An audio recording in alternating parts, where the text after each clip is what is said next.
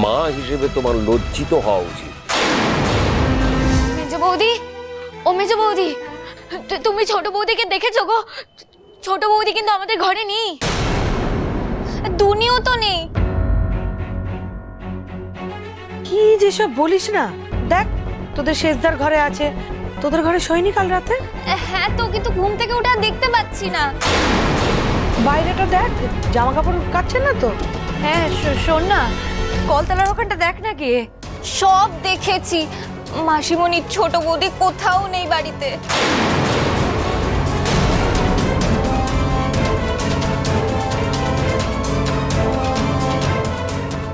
এই তো সেজে বৌমা বলছে, ছোট বৌমা কি তোমাদের ঘরে? না কাকিমণি, আমাদের ঘরে তো নেই। আর কালকে তো কোনো বিনুর ঘরে ঘুমালো। দেখেছো খান, এই মেয়ের আর আক্কেল জ্ঞান হবে না। বাড়ির এরকম অবস্থা, জয় না খেয়ে বেরিয়ে গেল, ওই মেয়ের না বলে উদাও।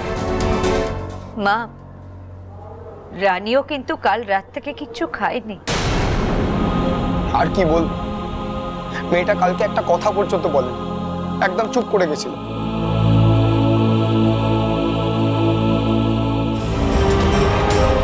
আরে দেবু, দেবু তুমি তুমি এই দেবু কোথায় গেল? না খেয়ে থাকার স্কোপ উনি কি ছেড়ে দেবেন? তেজ দেখাতে হবে না? এটা কিন্তু খুব ভালো করে জানে, পেট খালি থাকলে নাতনিটার কত কষ্ট হবে। মেয়ে মানুষের না অত রাগ ভালো না।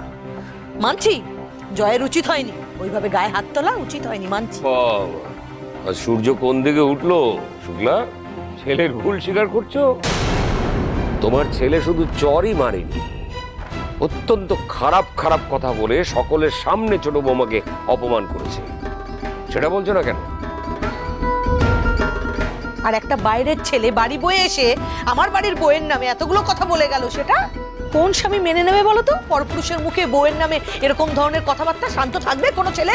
কাকিমণি, আমি হলে না ছেলেটাকে মেরে মুখ ভেঙে দিতাম, ভাইয়ের মতো বউকে জড় মারতাম।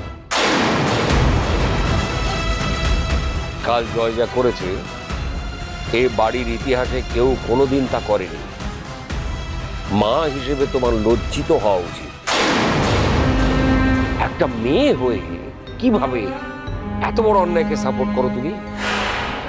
আর অত বড় একজন ডাক্তার হয়ে জয়ের কাছ থেকে এরকম নিম্নমানের ব্যবহার আমি আশা করিনি।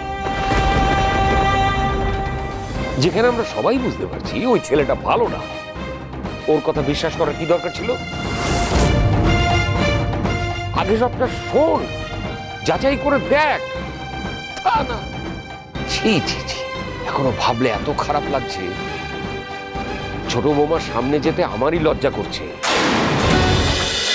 তোমাদের জানি সোম থেকে রবি প্রতিদিন সন্ধ্যে ৬টায় স্টার জলসায় ও ডিজনি প্লাস হটস্টারে।